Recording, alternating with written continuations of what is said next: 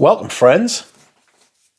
Today, we are doing another fragrance rotation video for the week ending the 2nd of November, 2025.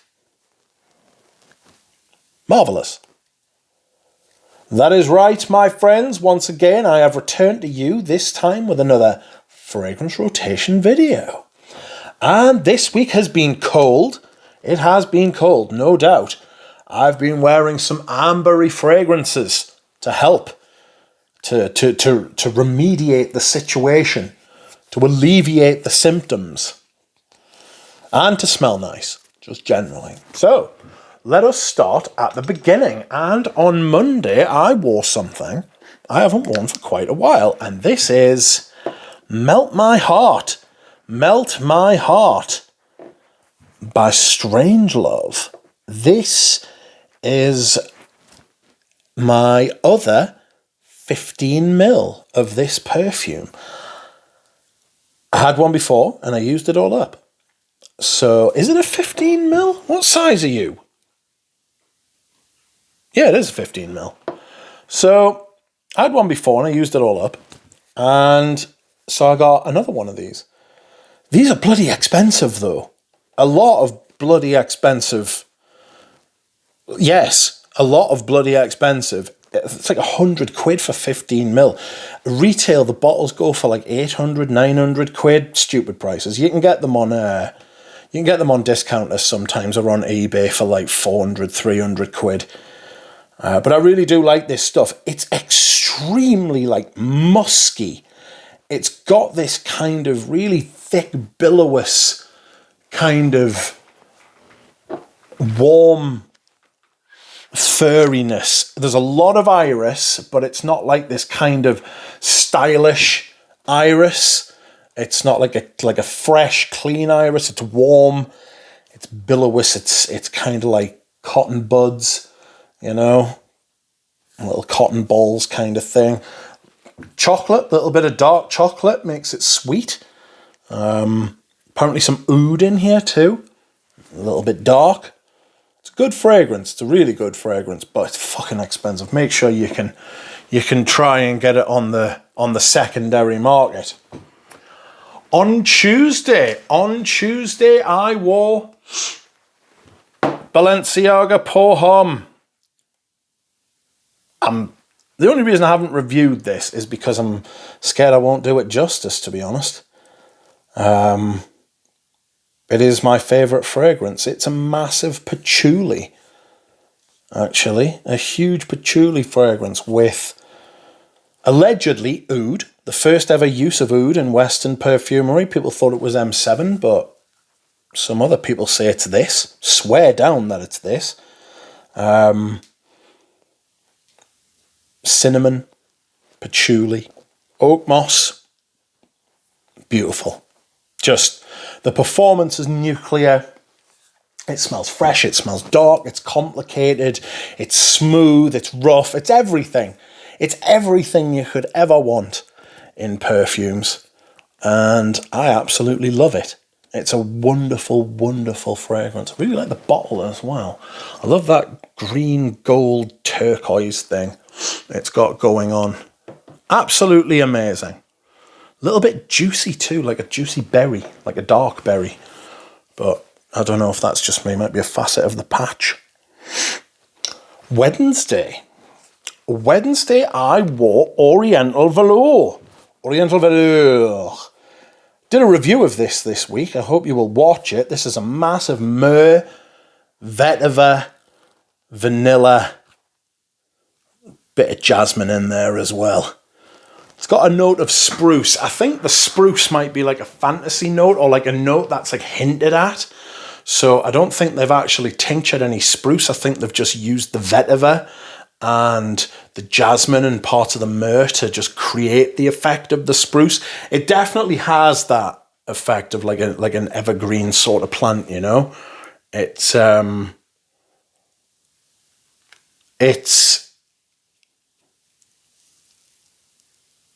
brilliant. I think it's one of their best fragrances, but apparently they make a very limited amount of it each year because hardly anybody buys it.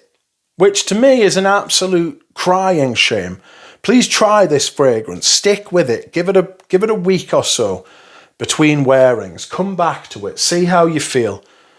See how you feel. See what's happening. Let me know what you think. Beautiful fragrance. Performance is nuclear as well. It's one of the only fragrances that I like the jasmine in. Very smoky. Goes well with the rest of the composition. Oftentimes I find jasmine comes to dominate a fragrance. In there, it's pitched absolutely incredibly. Okay. Next up, I have another one of my favorite ever fragrances, and this is Amber Sultan.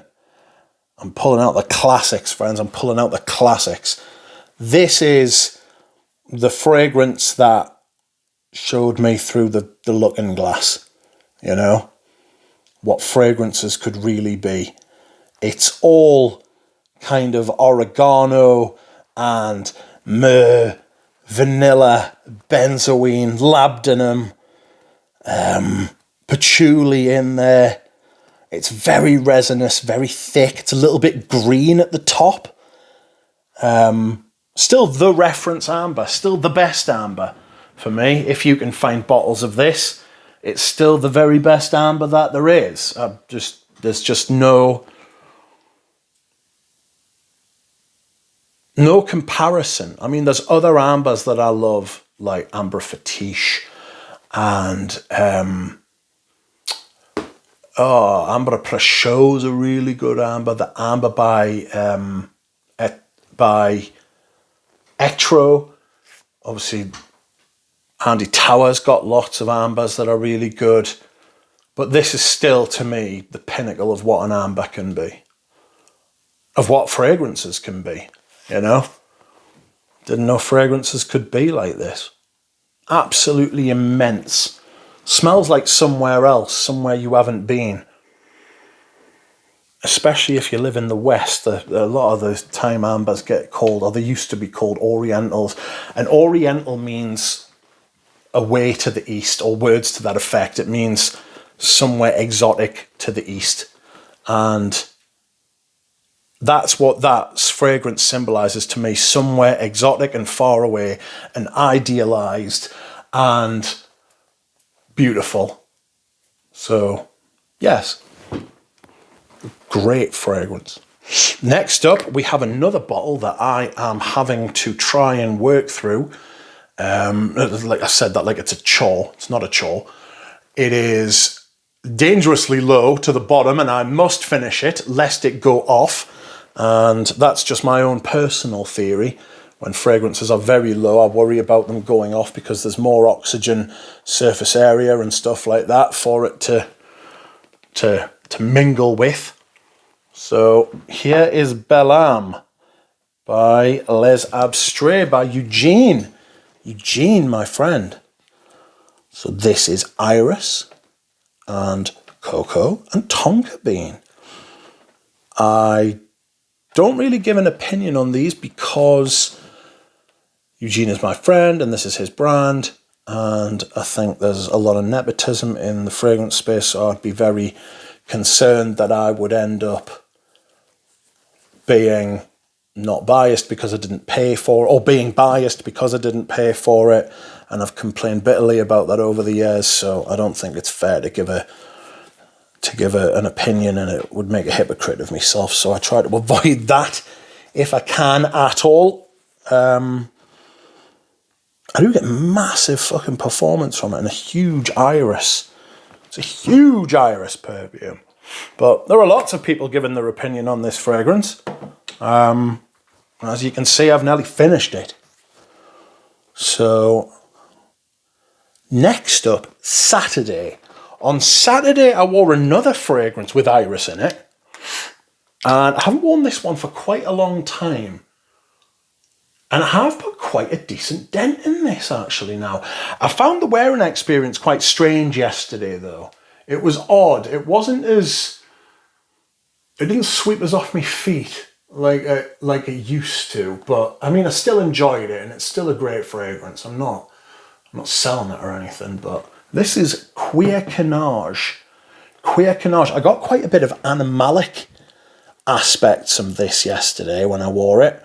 And that's not what I was wearing it for. I was wearing it for the birch, for the smoke, for the leather. Excuse me, what's going on?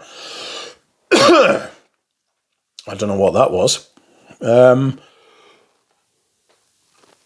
Very odd. Very odd. It's got this amazing orange blossom at the top. Orange blossom's probably the only white floral that I actively like. I was talking about jasmine before and how I really enjoy that in Oriental velours.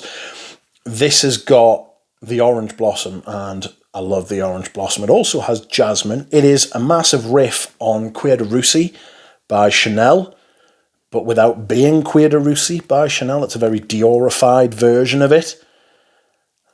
Performance is absolutely gargantuan again. It's thick, it's rich, it's dense, it's a little bit smoky. It's fantastic. It's an amazing fragrance. I absolutely love this stuff. I'm not going off it. That's not what I'm saying. What I am saying is that I found the experience yesterday different. Maybe I just wasn't in the mood for it and picked the wrong fragrance. Sometimes that happens. And last but not least, my scent of the day. Now, my scent of the day is this.